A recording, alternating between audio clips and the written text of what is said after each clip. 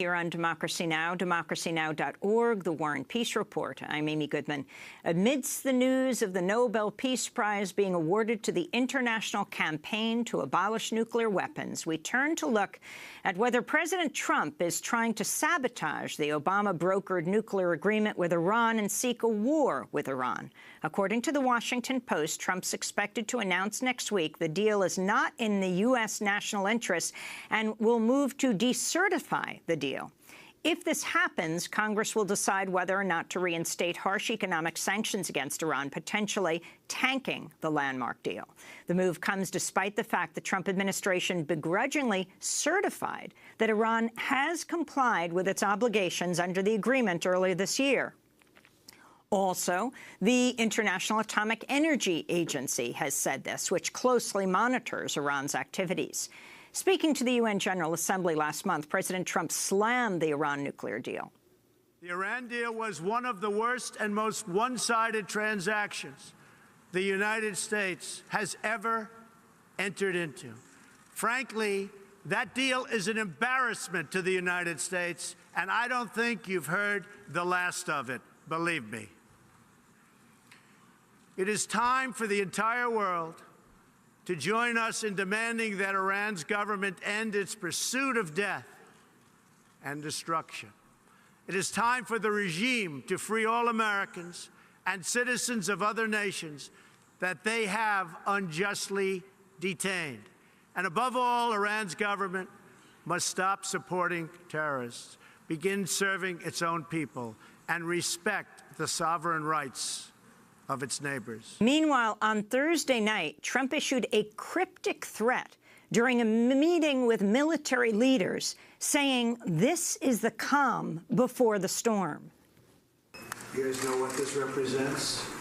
Well, Maybe it's the calm before the storm. what's the storm? Could be the calm before the storm. What storm is We have the world's great military people in this room. I will tell you that. And we'll have a great evening. Thank you all for coming. Thank you. What storm, Mr. President? You'll find out. You'll find out. That's what President Trump's answer was when reporters asked him about what he meant by his words, this is the calm before the storm. Trump's comments following his recent admonishment of his military leaders during a cabinet meeting, telling them, moving forward, I also expect you to provide me with a broad range of military options when needed at a much faster pace, unquote. If the Iran nuclear deal collapses, Iran can begin producing uranium and reprocessing plutonium immediately rather than waiting for 13 years as required under the agreement. Both Secretary of State Rex Tillerson and Defense Secretary Mattis have urged Trump to uphold the agreement. This is Mattis speaking to senators just Tuesday. If we can confirm that Iran is living by the agreement, if we can determine that this is in our best interest, then clearly we should stay with it. I believe at this point in time, absent indications to the contrary, it is something the president should consider staying with.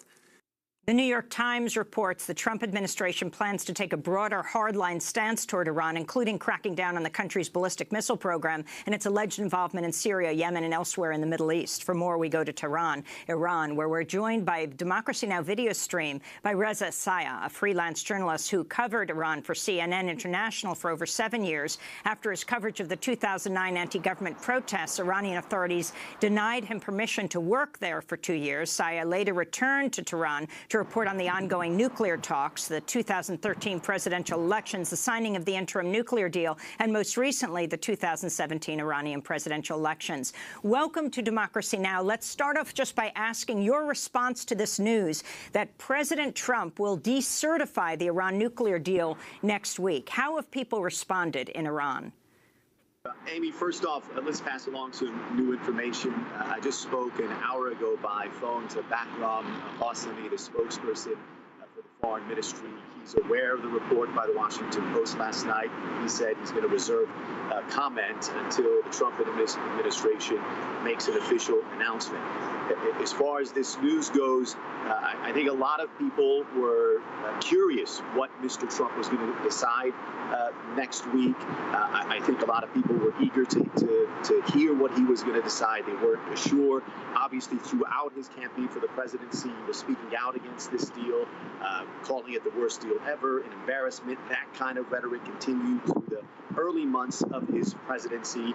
After his meeting with Israeli Prime Minister Benjamin Netanyahu, came out with statements suggesting that he was going to go after this deal. And indications are that the stage is set for Mr. Trump to make an effort to, at the very least, undermine, destabilize, and weaken this deal. What's striking is this, that the entire international community, all other members of the P5+1, all other world powers, the IAEA, the UN's nuclear watchdog, all of these governments, all of these states, all of these groups that are saying that this deal is working, that the deal is fulfilling its narrow objective of rolling back Iran's nuclear program. Essentially, it's two countries that are against this deal. The U.S., led by a Republican president, and the Israeli government, led by Israeli Prime Minister Benjamin Netanyahu. And it looks like these two countries are going to go against international consensus and at the very least weaken this deal. We'll see what happens in the coming weeks. And the news that Jim Mattis, who is the Secretary of Defense, said just Tuesday in testimony before Congress that he supports the deal. Of course, the U.S. has said that Iran has lived up to its part of the agreement. Yeah, they have, and I think it's going to be important to see what happens in the coming weeks. There's a few things to remember. First off, the U.S. does not have unilateral authority to destroy this deal. This deal belongs to the UN Security Council, the international community. It's endorsed by the UN Security Council. And the certification process, whereby the U.S. president every 90 days has to certify this agreement to the U.S. Congress, is not part of this agreement.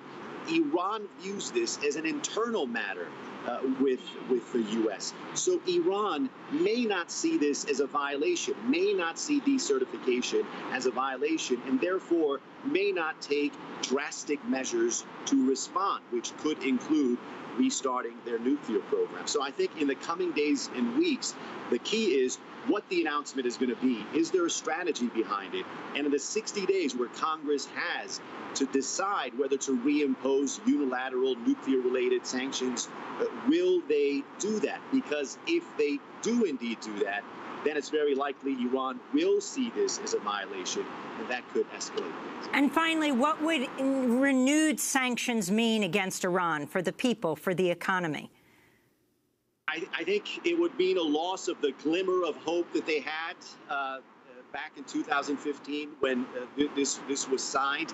The moderacy or the liberals were very much hoping that this deal would lead to better relations with the West, with the international community, that would lead to a better economy. I think that hope will certainly erode. But in many ways, Iranians are used to this kind of treatment.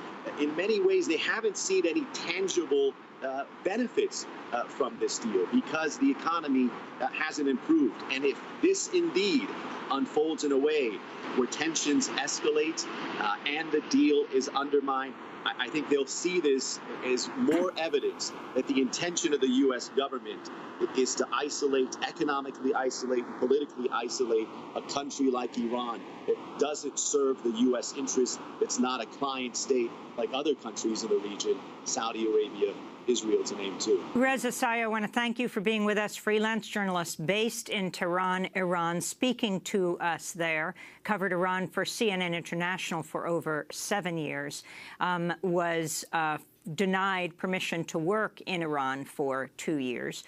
We're also joined in Washington, D.C. by Trita Parsi. Trita Parsi is the founder and president of the National Iranian American Council. Trita, you're author of Losing an Enemy, Obama, Iran, and the Legacy of Diplomacy. What news do you have in Washington? It was the Washington Post that reports that Trump will decertify the landmark deal that is not just between the United States and Iran, but between a number of countries next week. And explain what that means, what role the president plays and what role Congress plays. Thank you, Amy. This was not entirely unexpected. People knew that the Trump administration was looking for ways to get out of the deal, and much of the focus has been, would Congress reimpose sanctions once the president shifts this issue on to them? But I think a more important matter may actually be what Trump himself chooses to do outside of the nuclear deal once he has decertified. This little comment he gave about that this is the calm before the storm. The buzz here is that there's going to be a very significant ramping up and escalation in the region against Iran, potentially including shooting down Iranian airplanes, sinking Iranian ships in the Persian Gulf, targeting Iranian troops or Iranian allied troops in Iraq and in Syria. This has been the preference by some in Washington for quite some time, a belief that the United States for far too long had not been tough enough against the Iranians. This was also something that had been suggested by some in the Pentagon to the Obama administration. It was rejected, mainly because of the belief that this idea that you can have a small war with Iran is really not workable. How do you prevent a small war from becoming a really big war? So what will happen in Congress? What is your sense, being right there, covering these issues extremely closely, what Congress will do, and the significance of President Trump pulling out of this landmark Iran deal, despite the fact that the Trump administration has certified that Iran has lived up to its side of the bargain? Him pulling out right after the Nobel Peace Prize is awarded to the International Campaign for the Abolition of Nuclear Weapons. Yeah, so before I go into Congress, let me just say one thing. If we take a step back, for the last 37 years, there's really only been one example in which the United States has been able to change in a significant way a core Iranian policy. And that has been through these nuclear negotiations. Everything else that has been tried, from sanctions to pressure to sabotage to threats of war, have failed. The only success we have is this nuclear deal. So if the Trump administration is concerned about Iranian policies in the region, then if it truly wishes to see a change there, there is a proven path that can lead to that, which is additional negotiations. For it to choose to walk out of this nuclear deal and then pursue a path that has a proven track record of failure, that can only really make sense if you want to see an escalation that could lead to war. If that is not your intent, it really is baffling as to why the president would be doing what he's doing right now. Now, when it comes to Congress, Congress is not eager to take on this issue. They already have too many issues on their plate, and they have not really managed to address any of them effectively. But also, it's easy for Congress to oppose this nuclear deal in 2015, particularly amongst the Republicans, when they kind of understood that their vote was inconsequential. At this point, they will own the disaster that will follow if they reimpose sanctions that violate the deal and causes the deal's collapse. And this is causing a lot of second thought in Congress right now. And the anger or frustration that exists, that they feel that the president is pushing this issue onto them instead. Choosing not to do anything doesn't seem to be too likely either in Congress. So there's likely going to be some sort of a measure, and the measure then is going to be important to see. Will it be a reimposition of the old sanctions, which would be a clear violation of the deal, or are they going to try to find a third route that doesn't violate the deal explicitly so that they can say, well, we're not the ones responsible for collapsing this deal? Trita Parsi, I want to thank you for being with us, President and founder of the National Iranian American Council, author of the book Losing an Enemy, Obama, Iran, and the Legacy of Diplomacy. This is Democracy Now! When we come back, we go to Las Vegas. Stay with us.